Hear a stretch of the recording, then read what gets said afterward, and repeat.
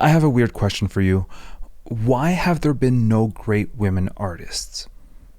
In January 1971, Linda Nochlin answered this question in the magazine Art News. Keep in mind, as Nochlin states in her Why Have There Been No Great Women Artists 30 Years After, published in 2006, which is actually 35 years later, Nochlin explains that at the time of writing her original essay, feminist and/or gender-based discourse in its now accepted form did not exist for art historians. Things have changed a lot since. Keep in mind, it was only in 1974, 3 years after the publication of the original essay, that women were legally allowed to open a bank account without the permission of a man in America. So Nochlin's essay was both groundbreaking and influential, and I highly encourage you to read it, even if you're watching this video summarizing it and breaking it down. You can read it after. I'm not going to spoil anything. Well, I will spoil things, but whatever. Oh yeah, and right before we start the video, 2 things. First, I'm running for the federal elections in Canada. I'm running as like a candidate for a party. I'll talk about it in the outro for all the outro people who, it's my reward for all the outro people. And if you want to become an outro person, just watch. I'll talk about the elections that I'm running for in Canada. It's been a great experience and I can't wait to talk about it. And also thank you to my patrons. Great thanks to my patrons who allow me to make these videos. Hello, thank you. And if you want to become a patron, go on Patreon. If you want me to thank you in every video. Anyway, thank you so much. Let's go back to the video.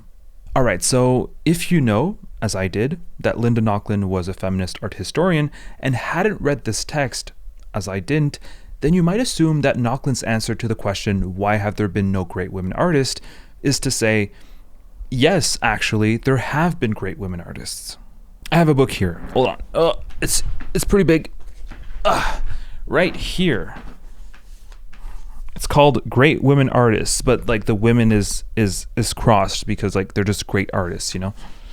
This book exemplifies this take. It says, yes, actually, there have been great women artists, and it shows the forgotten women of art history as well as women artists today. Let me try to find someone, or like an artist, at least an artist that you know.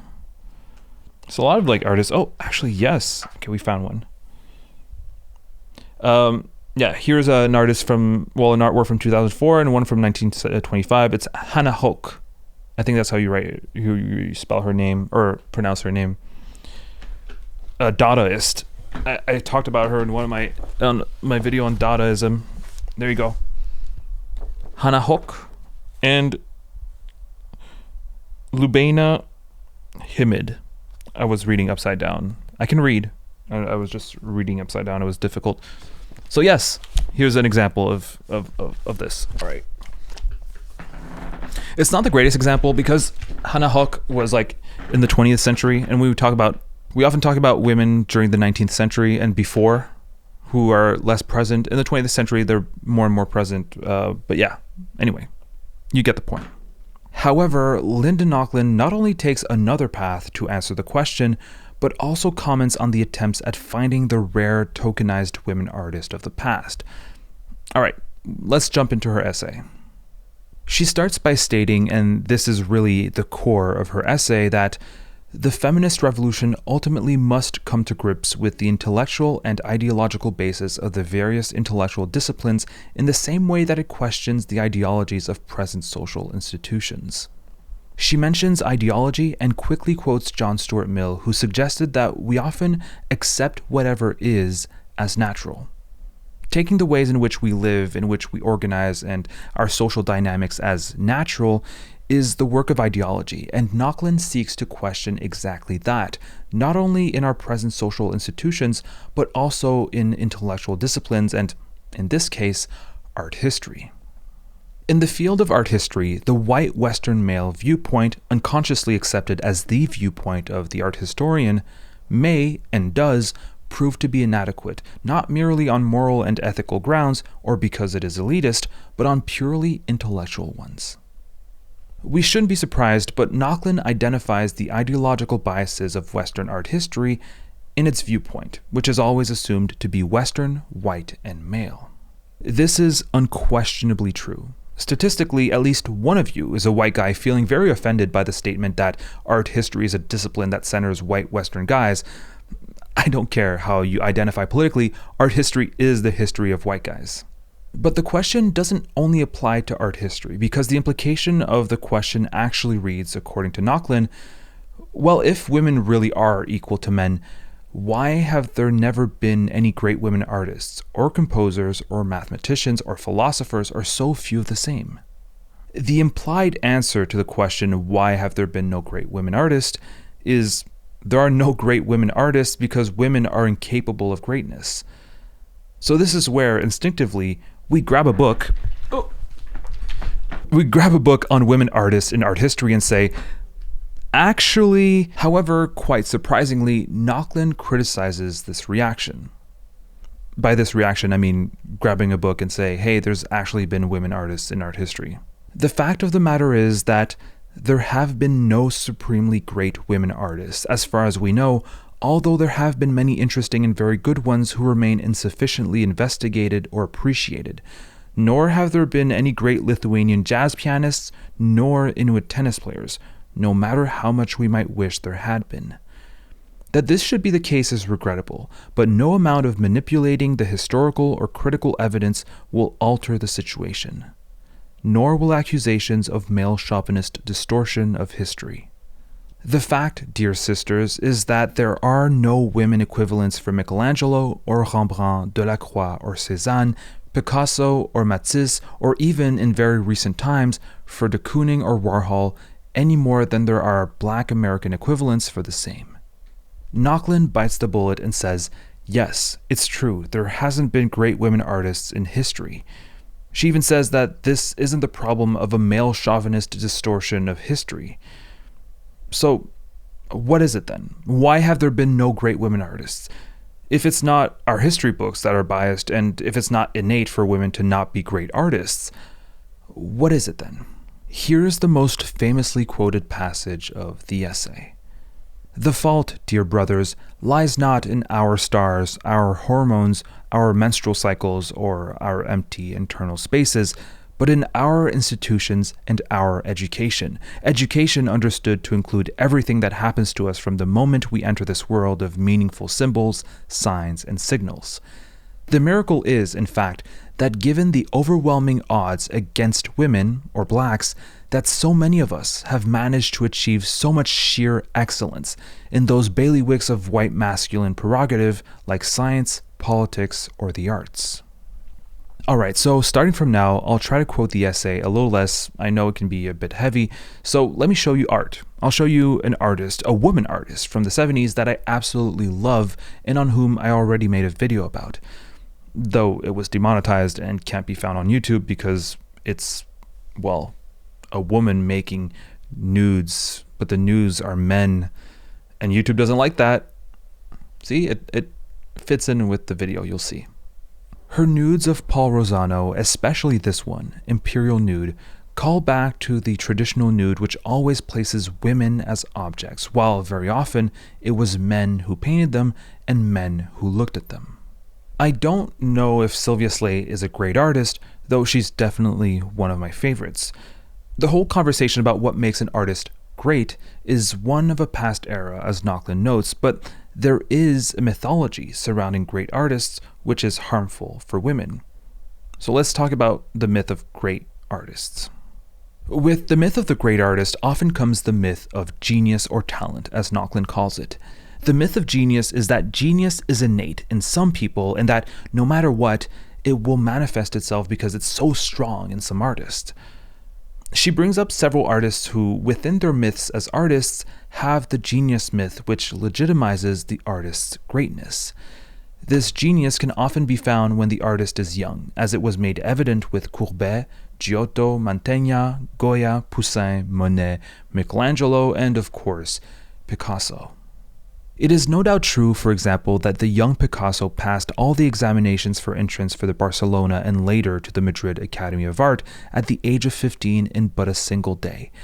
But one would like to find out more about similar precocious qualifiers for art academies who then went on to achieve nothing but mediocrity or failure, or to study in greater detail the role played by Picasso's art professor father in the pictorial precocity of his son. Would Senor Ruiz have paid as much attention or stimulated as much ambition for achievement in a little Pablita? Nochlin makes the important critique that when we look at artists outside the social and institutional structures within which they lived, it's easy to attribute their success to genius. However, as she makes it very clear, we can't decontextualize artists from the structures that enabled them to succeed. To go back to Sylvia Sleigh's art, it's great, but it's not innate. She studied at the Brighton School of Art at a time when, even though it wasn't particularly easy, it was still possible to be an artist and a woman. It's important to understand that what makes an artist great is not some hidden, innate characteristic, but a set of social conditions, including, very importantly, the ability to go to art school. Nochlin dedicates a whole section of her essay to one of those social conditions and titles it The Question of the Nude. Between the Renaissance and the 19th century, Nochlin explains, live nude painting was essential to become a great artist, to make, more specifically, history paintings, which were the highest tier of paintings you could make at the time. Since the 16th century, life drawings from nude models was a huge part of the curriculum in the academies. Women were excluded from painting from nude models. They could be nude models themselves occasionally, of course, but they could never paint a nude model. An amusing example of this taboo on confronting a dressed lady with a naked man, Nochlin writes, is embodied in a group portrait of the members of the Royal Academy in London in 1772, represented by Zoffani as gathered in the life room before two nude male models. All the distinguished members are present, with but one noteworthy exception. The single female member, the renowned Angelica Kauffman, who, for propriety's sake, is merely present in effigy in the form of a portrait hanging on the wall. Nochlin briefly addresses other obstacles that women could face, including the apprenticeship system, the educational system, and the system of awards in France, which very often excluded women. She also briefly explains that women had a better time becoming writers because becoming a visual artist relies a lot more on very male-dominated systems and institutions. You can commit to reading and writing in the privacy of one's room, as Nochlin says. Nochlin dedicates another section of her essay to another specific obstacle which heavily made it harder for women to become great artists. This obstacle is the well-rounded personality. She quotes Mrs. Ellis's The Family Monitor and Domestic Guide, apparently very popular when it was published during the 19th century. To be able to do a great many things tolerably well is of infinitely more value to a woman than to be able to excel in any one. By the former, she may render herself generally useful. By the latter, she may dazzle for an hour. By being apt and tolerably well skilled in everything, she may fall into a situation in life with dignity and ease. By devoting her time to excellence in one, she may remain incapable of every other. The pressure to not dedicate oneself to a passion, to be well-rounded, to be a good housewife, to be capable of taking care of the family, might sound old-fashioned and outdated, so why am I even mentioning it? First, because Nochlin mentioned it, and I'm explaining Nochlin's essay.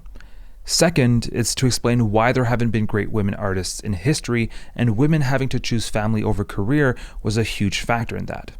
It still is to some today. And third, the well-rounded personality expectation of the past made it so that when women have passions, it's often not taken seriously. They're hobbies. When a man dedicates their time to something they're passionate about, it's work. When a woman does it, she's being cute and keeping herself distracted. Then, as now, despite men's greater tolerance, the choice for women seems always to be marriage or career, i.e., solitude as the price of success, or sex and companionship at the price of professional renunciation.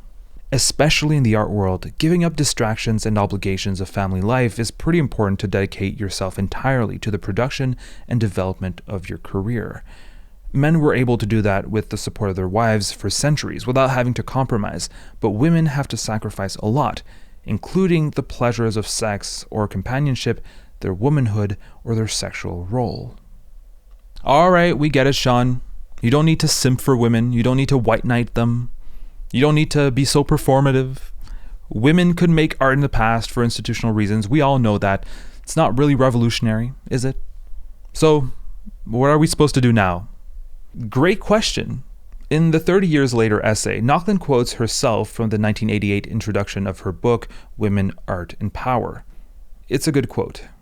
Critique has always been at the heart of my project and remains there today. I do not conceive of a feminist art history as a positive approach to the field, a way of simply adding a token list of women painters and sculptors to the canon. Although such recuperation of lost production and lost modes of productivity has its own historical validity. Even when discussing individual artists like Florine Stettheimer or Berthe Morisot or Rosa Bonheur, it is not merely to validate their work, but rather, in reading them, and often reading them against the grain, to question the whole art historical apparatus which contrived to put them in their place. In other words, to reveal the structures and operations that tend to marginalize certain kinds of artistic production while centralizing others. So, when bringing up Sylvia Sleigh, for example, it's not enough to just validate her art and show it off as works of a great artist who's also a woman. We also need to reveal the different ways in which her work was marginalized, both when it released and in later historical records. For example, we could use the controversy that her paintings stirred in New York as reported in the New York Times in February 1975. Disclaiming any attempt at censorship, Owen McGivern, presiding justice of the Appellate Division of the State Supreme Court, First Department, has asked the Bronx County Museum of the Arts to dismantle a show of work by women artists that contain explicit male nudity and at least one four-letter word. I took it up with my learned brethren, said Justice McGivern, referring to the other justices of the Appellate Division, and we think that while a show of this nature may be appropriate for a museum where people have a choice of visiting, it is not for the corridor of a courthouse. We're all in sympathy with the arts, he added, but explicit male nudity in the corridor of a public courthouse is something else, and there's a certain vulgarity about four-letter words. If that's art, I'm not with it. Asked about the reaction to her painting, Miss Sleigh said yesterday, I wonder if the judge would object to a female nude. I don't see why male genitals are more sacred than female. Now, Sylvia Sleigh's example is an easy one. She criticizes ideology and reveals the structures and operations that tend to marginalize through her work. She does, in a way, the art historian's job. I don't know how to end this video without sounding preachy or moralizing, so to repeat what Nochlin said, understanding why women were pushed out of the art world for centuries and how this has an impact still today is not only a matter of doing what's right and a matter of social justice and of wokeness, things that a lot of people don't like these days. Understanding why women were pushed out of the art world is just a matter of historical accuracy, and addressing it only helps us have a better understanding of the ways in which our world works and how to make it better. All right, outro time. I can imagine a lot of you either were really excited to see this outro or like skipped the whole video just for the outro part because it's becoming like a vlog or like Canvas lore or life update or whatever. All right, life update. I'm running for elections. There's Canadian elections right now, if you don't know. If you're not from Canada, there are elections right now in Canada to elect the next prime minister. And without going too much into the parliamentary system, basically, there are like ridings or sections or territories in which everyone presents themselves, and I'm presenting myself in my territory. for a party that's called the Rhinoceros Party, which is like a satirical party. And what inspired me to go for the Rhinoceros Party was because someone I don't remember who it is. If you can identify yourself, that would be amazing. I hope you're proud. Someone on my video on the Rhinoceros, the UNESCO play I did, the anti-fascist play called Rhinoceros, asked if the Rhinoceros Party of Canada was named after that play. And I did some research. It's not,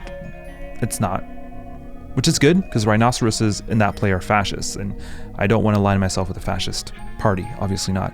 But still, I did some research and I was like, hey, I could probably run with the Rhinoceros Party for the next elections. And the next elections are actually right now. And I am running for the party. I'm rambling. Okay. Basically, I'm still an anarchist. The Rhinoceros Party is like a party that makes fun of the electoral system.